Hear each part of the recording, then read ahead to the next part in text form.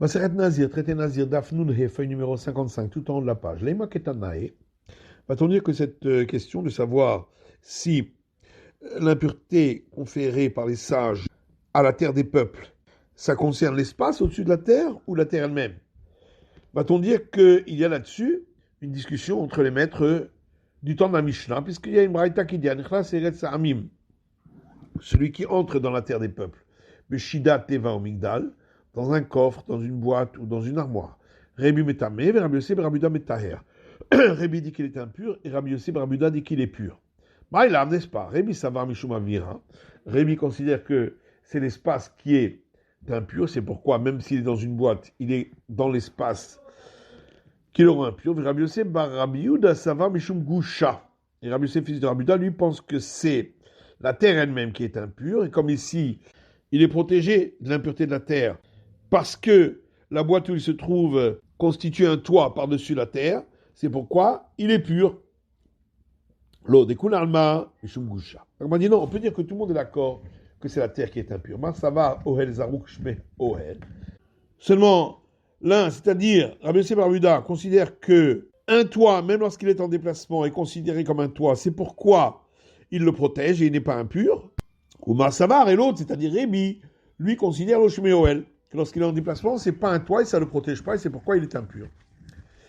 Vatania, l'Agmar dit, mais pourtant il y a une braïta qui dit, Rabbi Yosef Rabbi Yuda Omer, Rabbi Yosef fils de Rabbi Yuda dit, Teva Shimele Akelim, une boîte qui est remplie d'ustensiles, Vezarkal Pene Amet, et elle a été lancée par-dessus un mort, Be'ohel, ou sous le même toit qu'un mort, Temea, ce qui est à l'intérieur est impur, car étant donné qu'elle est en mouvement, elle ne protège pas ce qui se trouve à l'intérieur.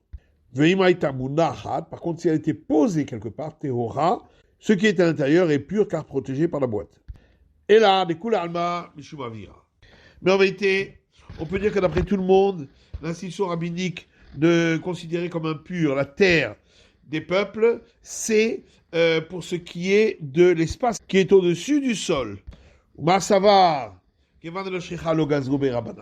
Seulement, un, c'est-à-dire Rabbi Yosef Rabbi Yuda, considère que lorsque c'est dans une boîte, ce n'est pas impur, parce que, étant donné qu'il s'agit d'un cas qui n'est pas courant, les sages n'ont pas institué l'impureté. Ou Marsavar et l'autre, c'est-à-dire Rébi, considère, Afalgad de l'Oshricha, que même si c'est pas courant, Gazoubé Rabanan, les sages ont institué l'impureté. Va à Tanya, et on le voit d'ailleurs dans une braïta, celui qui entre dans la terre des peuples, alors qu'il est dans un coffre, dans une boîte ou dans une armoire, Tahor, il est pur. Mikron Misfina ou Beiskaria, s'il était sur une charrette ou sur un radeau ou sur un grand bateau, Tamé, il est impur. Donc on voit bien qu'on fait une différence entre un cas courant et un cas qui ne l'est pas. Veibaïtema, si tu veux, je peux dire encore une autre réponse. Haha, Shemayutsi Rosho Verubo, les Sham, pligué. Que ici la discussion, elle est-ce qu'on craint qu'il va sortir sa tête et la majorité de son corps de la boîte? Vatania, comme on voit dans une braïta, Rabbi Yosef Rabbi Yuda Omer, Rabbi Yosef fils de Rabbi Yuda dit, Anichlas Eretz Amim, celui qui entre dans la terre des peuples, Beshida Teva ou Migdal, dans un coffre, dans une boîte ou dans une armoire, Tahor, il est pur, Hacheotzi le Shamrosho Rubo, jusqu'à ce qu'il sorte de là, sa tête ou la majorité de son corps, car dans ce cas-là, il sera impur.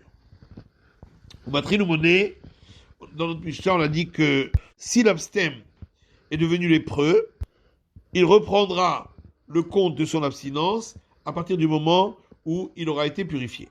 Marafrizda dit le chanel la benizirut mu'etet.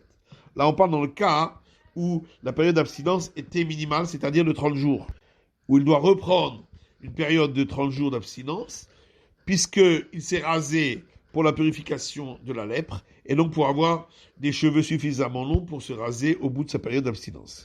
Aval, minzirut merubba, mais s'il s'agissait d'une longue période d'abstinence qu'il a encore à faire, Islaknami et sale qu'il est, dans ce cas-là, même les jours de lèpre compteront pour les jours d'abstinence. Motiv Rav Sharvia objecte à partir de l'autre Mishnah qui dit Matri le moné miyad, il reprend son compte immédiatement après qu'il s'est purifié,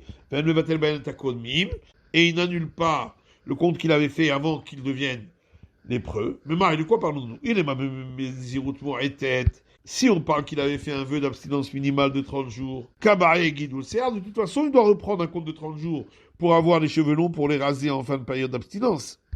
Et la lave, Zéro Merouba. Donc forcément, on est obligé de parler qu'il avait fait un vœu d'une longue période d'abstinence. Mais Katani Matrinu Monemiyad. Et on voit que la Mishnah a dit qu'il reprend le compte immédiatement. Ce qui veut donc dire que les jours de lèpre ne sont pas comptés. Vous motive là, vous me ferez là. Lui qui a posé la question, il a lui-même donné la réponse. Mais Zéro de Batramishim Yom. On parle ici d'une personne qui avait fait un vœu d'abstinence pour 50 jours.